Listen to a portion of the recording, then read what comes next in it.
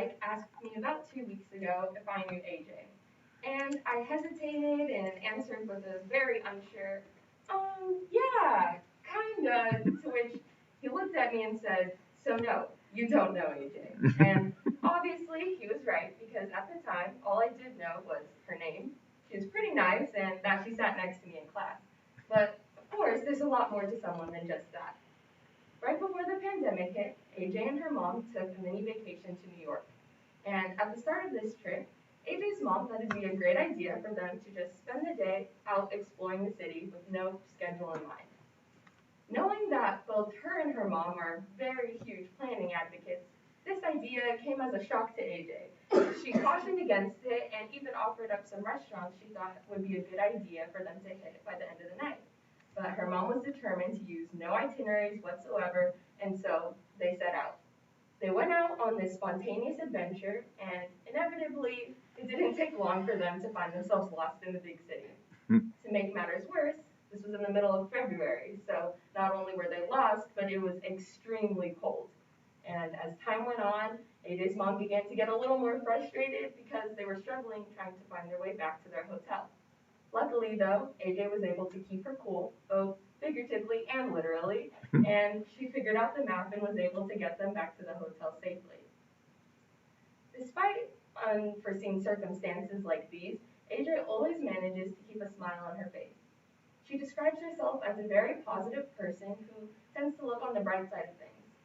Rather than letting her mind obsess over the stressful situations at hand, she instead tries to look more optimistically, in this case, getting back to the warm comfort of their hotel. So this hiccup in the trip definitely proved to AJ that she is a big planner. And planning is very important to her because it allows to give her structure in her day-to-day life and gives her a sense of personal control over the things that she's doing.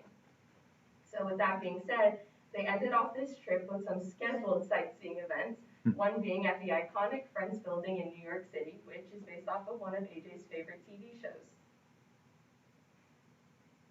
There is one place, though, where AJ allows herself to divert from her regularly scheduled and planned life, and that is through her private Instagram spam account.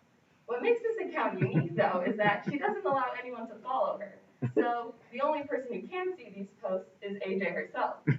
And she treats this account like her personal virtual diary.